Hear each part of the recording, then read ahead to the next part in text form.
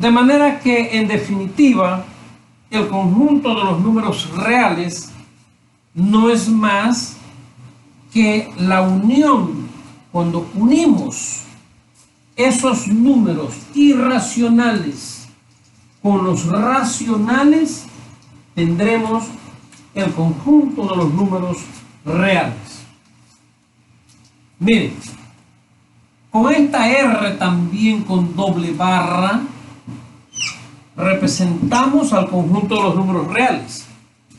Y por lo que les acabo de decir, eso no es más que la unión del conjunto de los racionales con los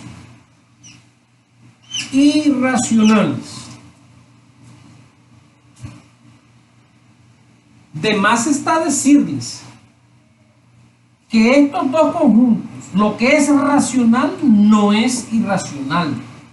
Eso desde la antigüedad se hizo la diferenciación. Los racionales son los que se pueden representar como una fracción. Los irracionales son los que no se pueden representar como una fracción.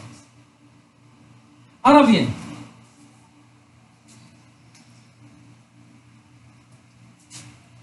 podemos también dar otra descripción de los números racionales. Estos tienen una representación decimal finita o infinita periódica.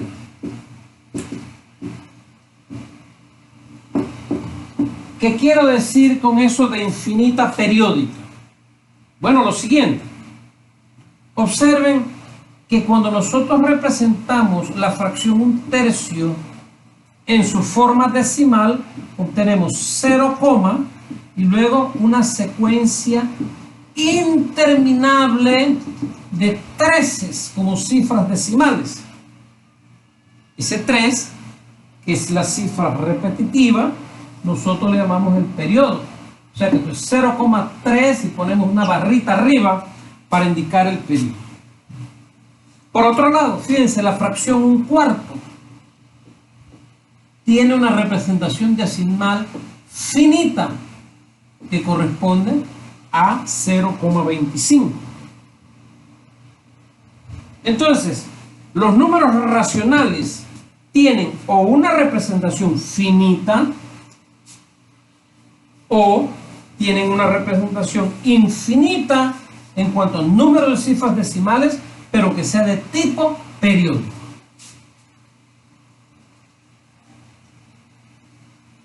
¿Qué podemos decir de los números irracionales?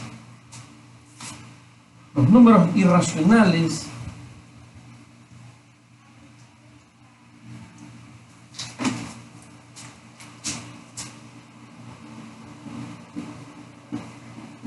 de ellos podemos decir que tienen una representación decimal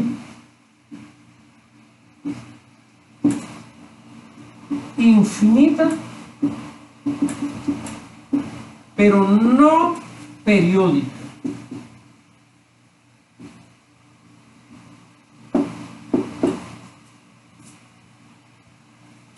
¿Qué números conocemos nosotros desde la escuela secundaria que tienen esa representación infinita no periódica? Bueno, para empezar, fíjense, el número pi, famoso en geometría plana, que se obtiene al dividir la longitud de una circunferencia entre la longitud de su diámetro. Eso, que nosotros sabemos que es 3,1416, pero eso es aproximadamente el valor que le hemos dado. Si nosotros buscáramos por medio de una computadora con una buena capacidad, podríamos tener una mejor visualización de la cantidad de cifras decimales que tiene este número, y nunca podremos encontrar un grupo de cifras consecutivas que se repitan en esa representación. Por eso es que es un decimal infinito no periódico. Otro número que nosotros sabemos que es irracional es raíz cuadrada de 2. Sabemos que esto tiene una representación aproximada de 1,1414. Otros más podemos mencionar.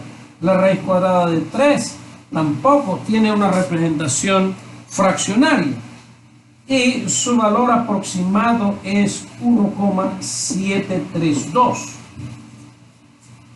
Pero esto es una vez que hacemos la aproximación.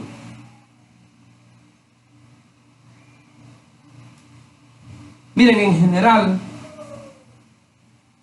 tenemos una colección infinita de números irracionales si buscamos la raíz cuadrada de un número primo. Un P, un número primo. Fíjense, aquí hay otra importancia del conjunto de los números primos. Nos permiten exhibir una colección infinita de números que son irracionales, aun cuando la demostración rigurosa de que la raíz cuadrada de 2, la raíz cuadrada de 3 y en general la raíz cuadrada de t con p' es un número racional, corresponde a un grupo de teoría, a un curso de teoría de números avanzado. Para el curso de cálculo eso no será necesario, pero sí queremos que tengan claro, jóvenes, que los números reales se distribuyen entre los números racionales y los irracionales, y que los números racionales son aquellos que tienen una representación decimal finita o periódica, en tanto que los irracionales son los que tienen, por lo contrario, una representación infinita pero no periódica.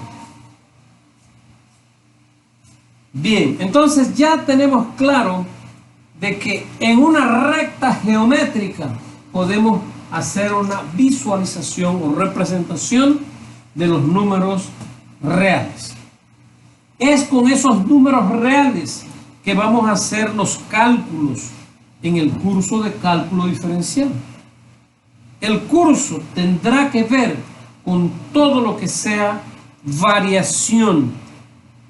Queremos ver la teoría de funciones, queremos ver representación de funciones, queremos ver gráficas de funciones en buenas cuentas. Y por otro lado queremos ver en biología qué aplicaciones tiene el cálculo diferencial.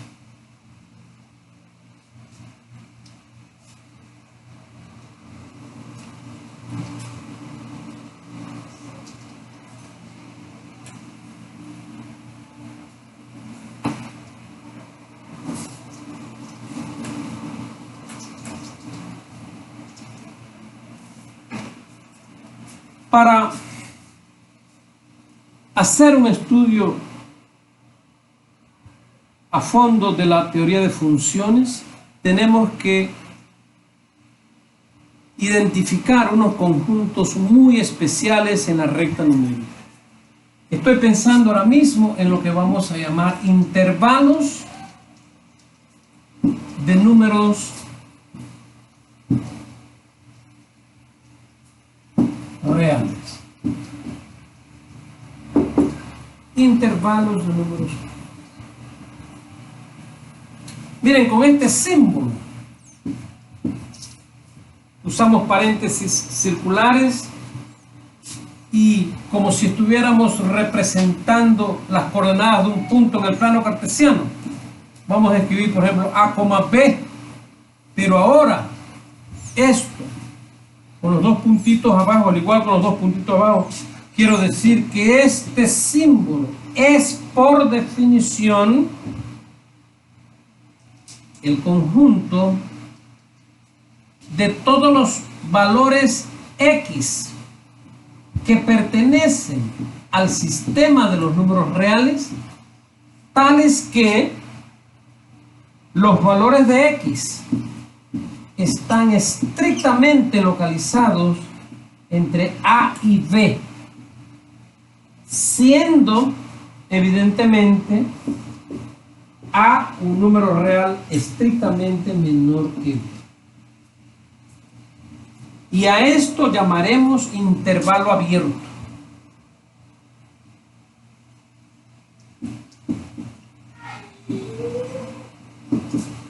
Intervalo abierto de extremos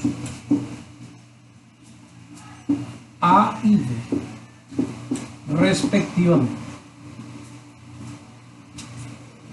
Análogamente podemos definir el intervalo cerrado y para ello utilizamos los corchetes. De manera que acá lo que queremos por definición es indicar la colección o el conjunto de todos los valores x que pertenecen al sistema de los números reales, tales que la localización de ese x está entre A y B, pero ahora x puede ser igual a A o puede ser igual a B. De manera que lo que nosotros vamos a llamar un intervalo cerrado es un intervalo abierto en el cual incluimos los extremos. Al incluir los extremos estamos hablando de un intervalo cerrado. Si no incluimos los extremos, el intervalo es abierto. Pienso que ya ahora para ustedes debe resultar claro que puedo tener un intervalo de la forma, fíjense, que incluya A pero que no incluya a B, o que deje por fuera el extremo inferior A pero incluya el extremo superior B. A estos intervalos les vamos a llamar intervalos semiabiertos o semicerrados respectivamente. ¿Por qué son importantes estos conjuntos de la recta real?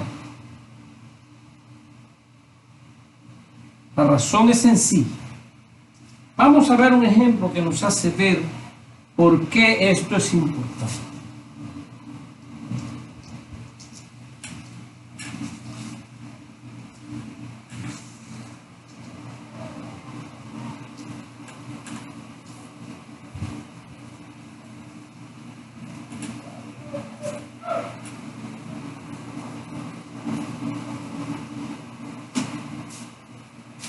Consideren, por ejemplo, la expresión raíz cuadrada de 2x menos 5. Si nosotros queremos indicar los valores de x dentro del sistema de los números reales que hacen que esta expresión produzca valores reales, tenemos que preguntarnos en buenas cuentas, ¿cuándo es que 2x menos 5 es mayor o igual que 0? Porque no existe la raíz cuadrada de una cantidad que sea negativa dentro de los números reales. De manera que para que una raíz cuadrada de alguna expresión que incluya la variable x tenga sentido dentro de los números reales, es necesario que la cantidad subradical sea positiva o 0. Y noten que al resolver esta desigualdad obtenemos que x tiene que ser mayor o igual que 5 medios. Cuando hacemos la representación geométrica de esta condición, tenemos lo siguiente. Si ubicamos aquí el 0, si ubicamos aquí el 1, y aquí el 2, y aquí el 3, nos damos cuenta de que exactamente 5 medios está aquí. 5 medios. Y que la condición que acabamos de obtener me dice que los valores que tengo que asignarle a X para que este radical tenga sentido, tengo que seleccionarlos a la derecha de 5 medios. Entonces significa que esta condición en buenas cuentas señala que el valor de X debe pertenecer al intervalo cerrado en 5 medios y que se proyecta hasta más infinitos. De más está decirles, joven, que el infinito jamás se alcanza. De hecho, el símbolo este que le llamamos infinito no es un número real. Es solamente un símbolo que utilizamos para indicar que la variable X puede tomar valores crecientes a derecha de 5 medios.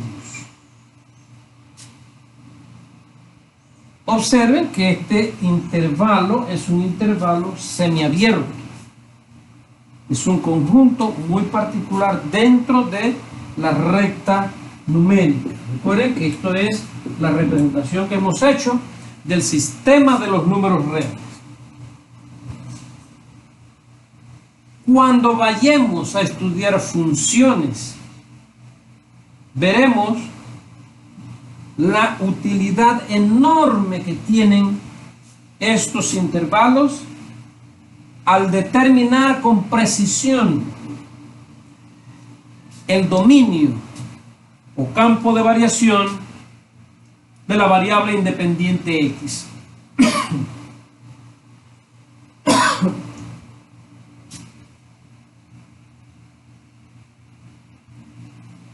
Cuando el conjunto que queramos considerar tenga una cantidad finita de puntos, por ejemplo, si el conjunto solo tiene un elemento, nosotros hablamos de un conjunto unitario. O un conjunto que tenga 2 elementos. Esos conjuntos tenemos que representarlos encerrando entre estos brackets o estos signos de conjunto los elementos que queremos indicar. Vamos a ver una situación en la que estos conjuntos son relevantes.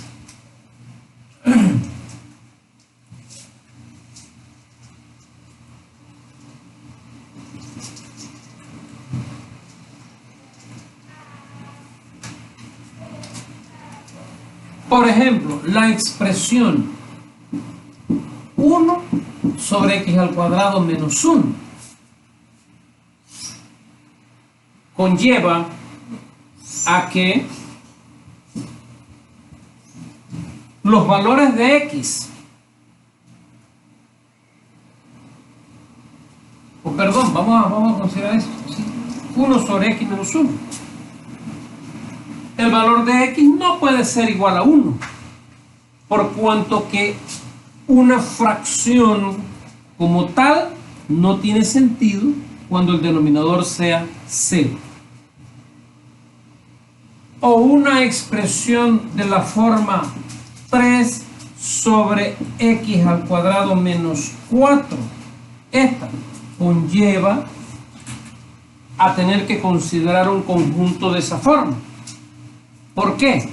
Porque esos son los valores que tenemos que excluir en el campo de variación de la variable independiente x. La x no puede ser ni 2 ni menos 2 en este caso, y acá la x no puede ser 1. De manera que Si tuviéramos que decir cuál es el conjunto de valores de X admisibles para que esta fracción tenga sentido en los números reales, tendríamos que decir lo siguiente: que al sistema de los números reales le eliminamos, y con esta raya inclinada en esa forma decimos todo el sistema de los números reales excepto el valor 1. En esta expresión tendremos que la variable X podrá ser cualquier valor que no sea ni 2 ni menos 2. Y entonces hablaremos de que el campo de variación de esta expresión es todo el sistema de los números reales excepto menos 2. En otras palabras, eliminamos el conjunto este de todo el sistema de los números reales. Lo que queda es el dominio de esta expresión. Les invito a que vean todo el primer capítulo del libro de Denis Sills. El libro está escrito en términos de competencias. Jóvenes, ahora más que nunca, ustedes necesitan lograr sus competencias. Y desde ahora los invito a que internalicen el siguiente pensamiento: soy responsable de mi propio aprendizaje. Ahora más que nunca, que no podemos vernos frente a frente en un aula de clases, necesito que ustedes desarrollen esa capacidad, esa competencia de autoinstruirse a partir de un libro, a partir de una visualización en una computadora, porque ustedes pueden subir. Mire, sobre cálculo diferencial hay en la web una buena cantidad de presentaciones. La que yo les acabo de hacer de manera introductoria para los números reales definitivamente no es la mejor, pero pueden ayudarse tanto con el texto, que hay además infinidad de libros de textos.